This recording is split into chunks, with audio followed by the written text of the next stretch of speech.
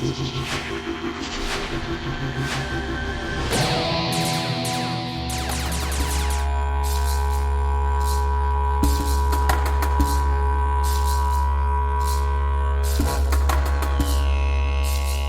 is going on, everybody? Welcome back to Nerd On TV at E3 2019.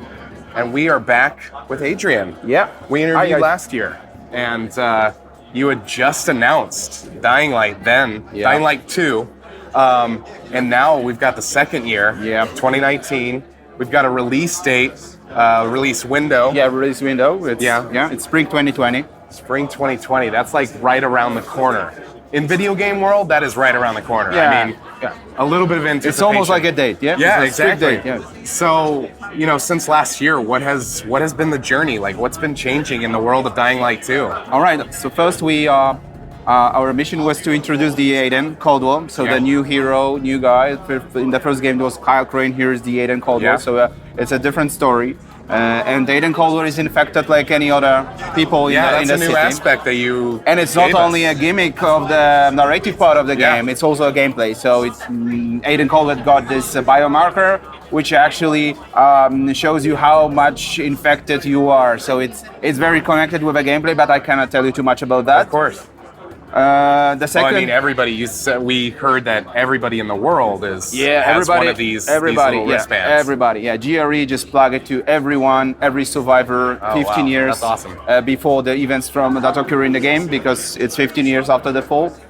So that's basically this. Yeah, Aiden Caldwell, and of course the release window, which I mentioned before. Yeah. And last year you had told us that one of the exciting aspects that you were so excited to tell people about was the decision-making process in the game. Yeah.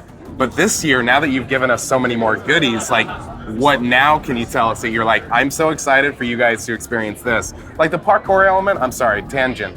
The parkour element, you took it to 11 on this one. Like there were a lot of moves in DL1 that you were like, oh, this is dope. But this one, the demo that we just saw, there are so many more moves. Yeah. Like, would you say that that's like a real like? It's if we're talking about the parkour, it's we change it a bit from the first game. First, of course, we double the amount of the moves the Aiden can do. So it's a better parkour guy than Kyle Crane for sure. Including in fighting. Yeah, like and it's very much connected with a combat. So it's like a hybrid between combat and the parkour. So that was our goal. We change a bit how we level up your character. So we have skills, like in the skill first trees. game. Yeah. That's obvious. But the second thing we have is his avatar, so the body, so you can upgrade your suit. So that's why you have this, these tools you've seen on a demo. So like gliding stuff or the grappling hook. There are more of them. All of them can be upgraded. So it's like it can give you more options to do. And there's also the third thing, which is connected with the parkour.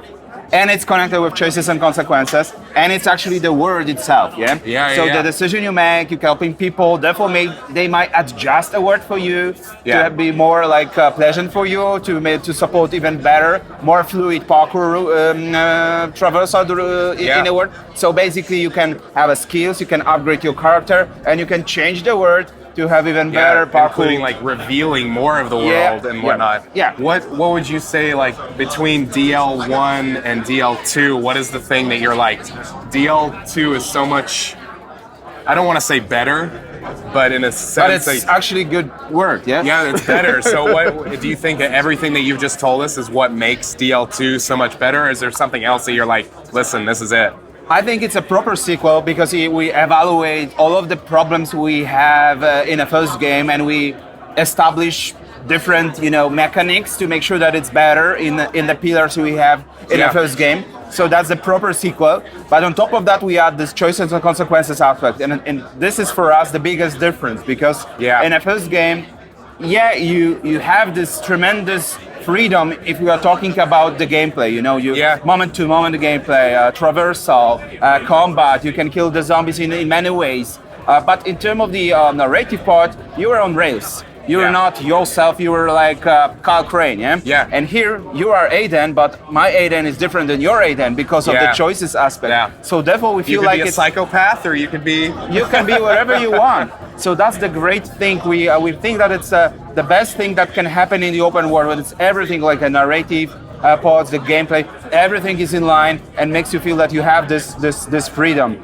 And the cool thing about choices and consequences is like you make a choices and you can't. If you finish the game, you probably won't see even 50% of the content. Oh wow, that's awesome. We still have friends that are playing Dying Light 1. You know, like Yeah, 500,000 people still, unique people playing every week. So it's a huge amount of players.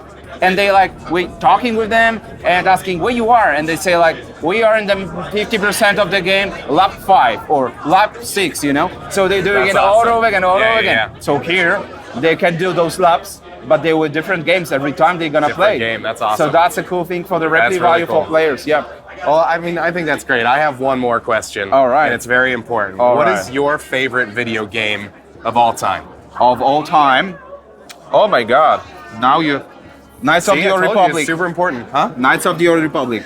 Oh, dang! You just made our cameraman Corey very, very happy. That's awesome. That's why we're working with Chris Avalon, by the way. Oh man, that's awesome. Well, thank you so much for your time. Really appreciate it. Everybody at home, make sure that you check out Dying Light 2 when it comes out. But yeah, that's it. You know the drill. As always, nerd on.